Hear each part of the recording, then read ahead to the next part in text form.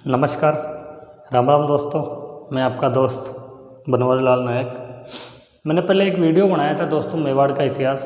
उसमें आपको बताया था कि मेवाड़ महाराणा सांगा की एक आंख कैसे फूटी। कुछ राजकुमार थे मेवाड़ महाराणा राईमल के, उनमें नाम आता है पृथ्वीराज का, और एक राईमल के पुत्र थे तो पृथ्वीराज। एक नाम आता है राणा सांगा का, एक नाम और आता है दोस्तों। तो ये दो तीन उनके राजकुमार थे, आपस में लड़ते हैं। और जो उड़ना राजकुमार था पृथ्वीराज, उसने तलवार का हुक मार दिया था पीछे की तरफ राणा सांगा की आंख में। तो उस वजह से राणा सांगा की एक आंख फूट गई थी। हम ये भी पढ़ते हैं मेवाड़ में कि सैनिक का भग्नावशेष, मतलब एक शत विशत महाराणा की उपाधि किसको दी गई, तो वो दी गई राणा सांगा को, जिनके शरीर पे 80 घाव, एक आंख नहीं, एक हाथ नहीं, एक पैर से लंगड़ा, उसके बावजूद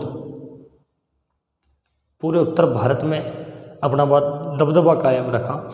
तो मैं आज आपको बताना चाहूँगा कि मेवाड़ महाराणा सांगा का एक हाथ कैसे कटा और एक पैर से लंगड़ा कैसे हुए वो। आपको थोड़ा सा बताऊँ मैं। दिल्ली का सम्राट उस टाइम में था सिकंदर लोदी।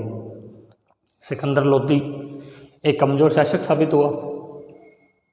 महाराणा सांगा अपना साम्राज्य बढ़ाते बढ़ाते ठेठ बयाना तक ले गए थे, बयाना भरतपुर।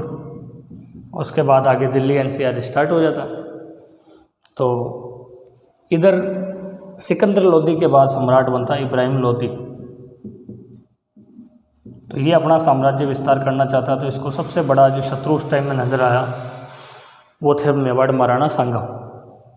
तो इसने स्टार्टिंग की इधर से, मेवाड़ महाराणा सांगा अपनी सेना लेके आते हैं, इधर से इब्राहिम लोदी लाते हैं। युद्ध होता है खातौली का युद्ध। खातौली उस टाइम में हाड़ौती में आता था, कोटा में आता था। एक तरफ पे लोदी, एक तरफ पे राणा। युद्ध स्टार्ट हुआ सुबह 9 बजे के आसपास, और 12 बजे के आसपास आते आते लोदी की सेना के पाँव उखड़ गए और लोदी की सेना इधर उधर भागने लगी। सबसे पहले उस युद्ध से निकल के भागा दिल्ली सम्राट इब्राहिम लोदी। उसके बाद उसकी सेना भागने लगी। लेकिन उसी युद्ध में एक सैनिक ने राणा सांगा का एक हाथ तलवार से काट दिया। तलवार का वार किया और राणा सांगा का एक हाथ कट गया।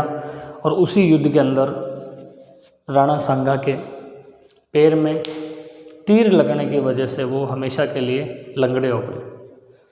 इसके बाद ये पहला युद्ध हुआ था खातौली का। दूसरा युद्ध हुआ था बाड़ी धौलपुर का। वो युद्ध भी इब्राहिम लोदी और राणा सांगा के बीच हुआ। उस युद्ध में भी राणा सांगा ने इब्राहिम लोदी के सेनापति मियाँ माकन, मियाँ हुसैन को भगा भगा के मारा और दिल्ली तक पहुंचा दिया और अपना साम्राज्य बयाना तक फैला दिया। बिल्कुल दिल्ली के सामने जाके बैठ गए राणा सांगा। और ये वो युद्ध थे जब राणा सांगा के सेनापतित्व में पूरा राजपूताना युद्ध लड़ा करता था। जयपुर से भी शासक आते थे, मारवाड़ से राव मालदेव, जयपुर से पृथ्वीराज कच्छावा, बीकानेर वाले, मतलब सभी लोग एक साथ आया करते थे। उस टाइम में कोई छोटा मोटा अगर आ जाता तो राजपूताना वाले पूरे मारते थे। बयाना का युद्ध होता, उसके आगे फिर खानवा का युद्ध होता है। खानवा के युद्ध में कुछ गलतियां होती है और उनकी वजह से दिल्ली में मुग़ल सम्राट आ जाते हैं।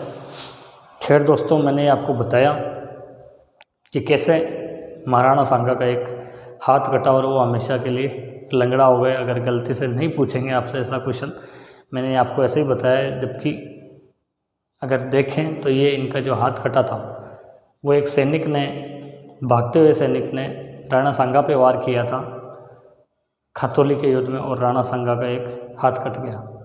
धन्यवाद दोस्तों। जय हिंद, जय भारत।